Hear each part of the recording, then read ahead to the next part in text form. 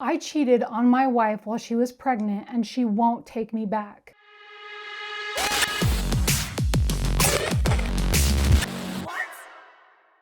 Hi, I'm Rachel and welcome to Snacks and Scandals, where snacks meet Reddit story scandals. Today's episode theme is Cheaters Never Prosper. And our snack pairing are some Twix candy bars because the people in these stories have a side piece, just like Twix has its own side piece.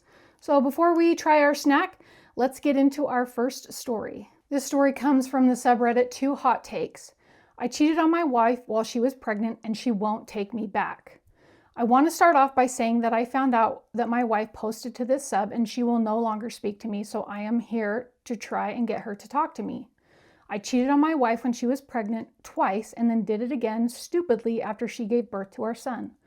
I was stressed and the coworker was there. We got to talking about life and how hard her divorce was. She's been lonely. I was feeling lonely. My wife was bedridden and I needed someone to talk to because my wife was always asleep. She just wasn't feeling well enough to act like a wife. My wife won't speak to me or text me whenever I try to talk about us. She just completely ignores me unless I talk about our son, and all the time she won't even text me. She communicates with me through her mother. Her mother threatened to call the police. I came by anymore, so I have no way to reach her except through a phone or me making my case here and pleading with her to just talk to me. Has anyone been in this situation before, and what can I do to make her forgive me? She told me that she doesn't tolerate cheaters, and I had a lapse of judgment, and I made a mistake. I want to fix it and work on it. Steph, if you're reading this, I am so sorry and will do whatever I can to get you back. I love you. I'll buy you whatever. I'll never leave the house again. Just come back home and stop the divorce. I won't sign the papers. Well, sir, in your case, you don't have a choice what she's going to do with what you've done to her. You made your bed and you have to lay in it, and I cannot believe the extent of the cheating that you did to your poor wife while she was pregnant again and again after she had your son because some coworker took advantage of you or was lonely, as you say. That is absolutely ridiculous. So let's read a few comments.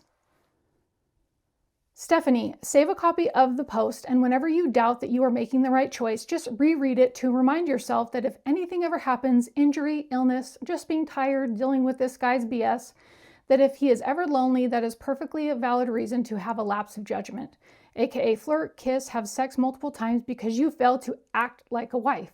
Apparently how this guy acts like a husband is to expect you to cater to his every needs regardless of what is happening to you. He needs to be the center of the universe. He was lonely because you were bedridden. Poor guy. Sarcasm, of course.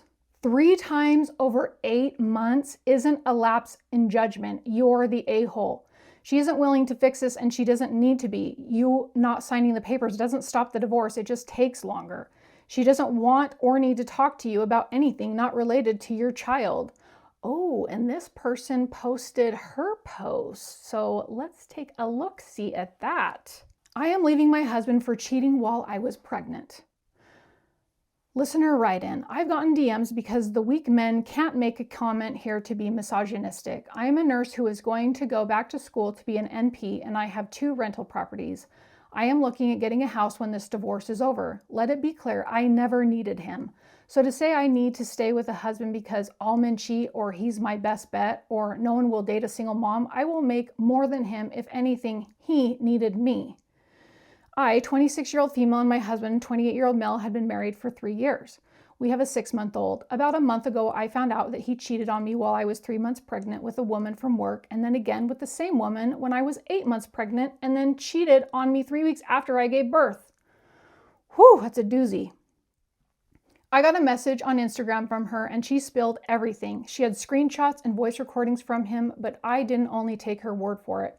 I also went to my husband and sat down with him and he admitted the whole thing.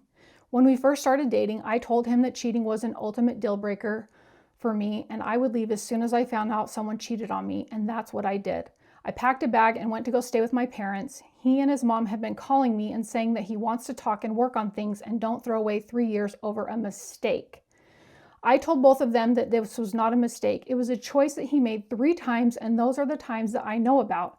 He cheated on me when I was carrying his child and then would come home and kiss me and would also be intimate. I told him to leave me alone and that we would only be speaking through a lawyer to get this divorce over with. They kept telling me to try therapy, and this is just a hurdle that most couples go over. Been coming to my parents' house trying to talk to me. My mom finally told them to stop calling me or she will call the police for harassment. I know a lot of people work marriages out after they find out they cheated, but I know that I personally would never get over this. It would always be in the back of my head. Not only did he cheat on me, but he did it while I was in a very vulnerable state, and one of those times a month before I gave birth to his son. I would feel nothing but insecure being with him. Therapy would not fix this, but I am getting therapy for myself so I can work through this. I just don't think it would be fair to myself or fair to our son to stay in a marriage where I don't trust his father to go to work or walk out the door. I don't want any resentment that our son would feel when he gets older. I can't believe he put our son in danger even if he didn't care 1 ounce about me. Our son could have been harmed by his actions. My husband says that a broken home is not good for a child, but like I said before, not being able to trust the person I'm with would be even worse, and I feel like I would be teaching my son to just grit his teeth and go forward with things that make him uncomfortable. So we will be co-parenting. I have gotten tested and I don't have anything, thankfully, and our son is healthy and happy. I will be getting tested in 3 months and then again in 6 months just to be safe. I just wanted to come here and vent because my parents are very supportive, but it's just a very hard thing to talk about now. And talking to strangers is better, I guess. I don't want to feel like I failed at something. I don't know if that makes sense, just talking really. I'm really heartbroken over this and just need to talk about my feelings.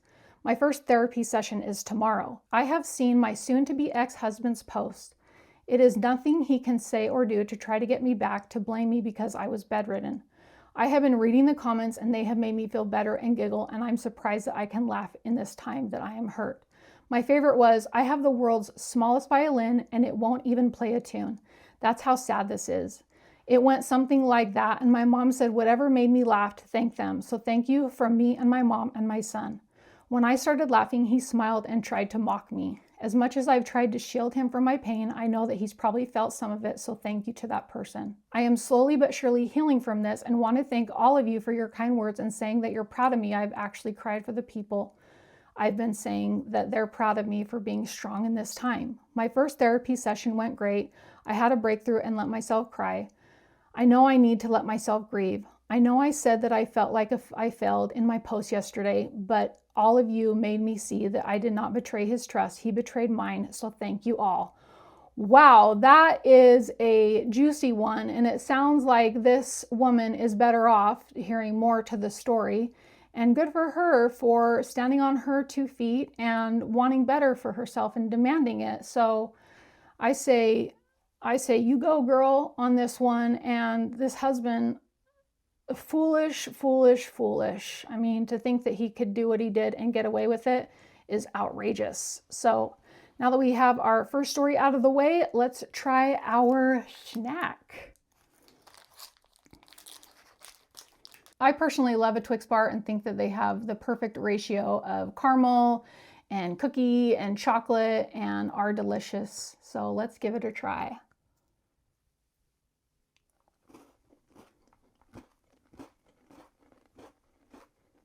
That is delicious, and to hear my overall thoughts, wait until the end, but this side piece is much better than the side pieces in these stories, that's for sure. Our second story comes from the subreddit Relationship Advice. I, 28-year-old male, was manipulated into cheating on my wife, 28-year-old female.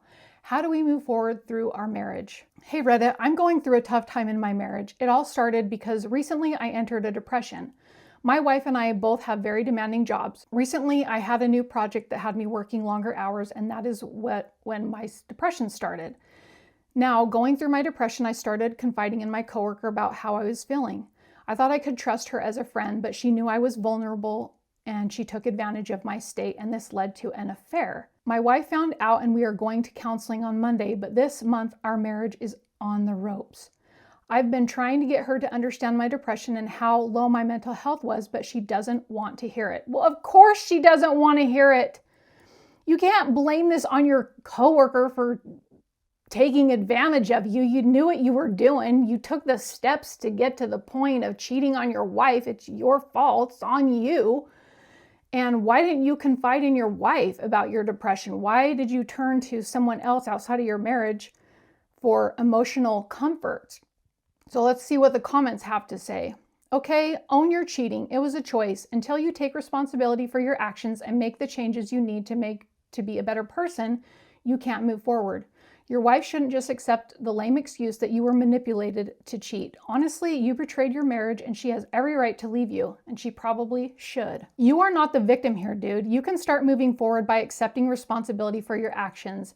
Manipulated my butt. First, accept responsibility. You weren't manipulated. You made choices. You had zero business confiding in another woman when you should have been confiding in your wife. Next, find a new job. She will never be able to begin to trust you again if you work with the woman you cheated with. Commit to counseling and rebuild trust. Open phone policy, open communication, etc. Those are some pretty good steps that the wife might want to consider if she does think about staying with this guy. And our final comment reads, your coworker didn't promise to love and be loyal to your wife. You did. Stop blaming her. Stop blaming your mental state and focus on your marriage. You're an adult and it is 100% your fault that instead of seeking appropriate help for your problems, you betrayed your wife. So was this husband taken advantage of by his coworker? Comment below and let us know what you have to say about that one. Our final story comes from the subreddit Relationship Advice. I, 26-year-old male, messed up with the perfect girl, 23-year-old female. How can I show her that I'm serious about her? I'm not trying to make excuses, but I was tricked by her older sister, a 27-year-old female. She convinced me that it would be okay if we hooked up. I know it sounds dumb, but technically we aren't official. My girl has been waiting for me to make it official, but I've been too busy for a relationship, but I think it's about time for us to become official. But right now she's not talking to me. I really like everything about her. She has a good job, she's thoughtful, and can throw down in the kitchen. We've been seeing each other casually for 9 months, and I plan on making it serious when I have the time. I started getting to know her sister, and her sister and I eventually had a conversation about hooking up. I was totally opposed to it, but she tricked me into believing that it was fine if we do. I'm just ready to get serious with this girl, but she blocked me, and I want her to know that I initially said no, but her sister tricked me into pretending it was okay. What is going on with this guy? Trying to put all the blame on the sister, saying, oh, her older sister took advantage of me. Woe is me, poor me. You were an active participant in this whole thing, I might add. So some of the comments are saying, so you stringed a girl along for a long time and claimed you loved her, but couldn't stop yourself from dropping your pants the moment you saw her sister? Yeah, you ain't ready for a relationship. I would agree with that one. LOL, couldn't make it official after 9 months and then you slept with her sister? There is no fixing this. She's not your girl. She dodged a bullet. She blocked you. That means FO, leave her alone. She can clearly do so much better than you, and now she knows it. Tricked? I can't stop laughing. You still made the choice. I hope your girlfriend, or probably now ex-girlfriend, stays away from you. Yeah, and the sister too. Oof. And our final comment reads, dude, that is a major dick move. It truly sounds like you have the IQ of a goldfish. In what world would anyone be okay with their partner sleeping with their sibling? It really sounds like you are justifying what you did to yourself.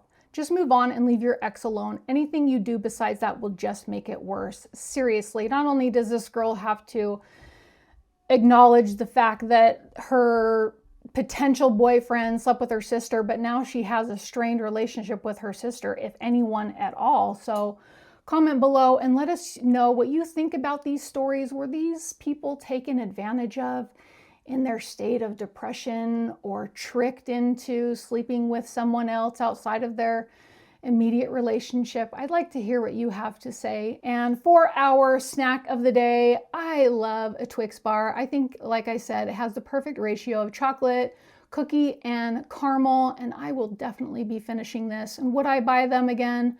I would absolutely buy them again, and I rate this an 8. So let me know what you think of Twix bars and what you thought of today's episode. I thank you so much for watching. I hope you'll join me for the next one.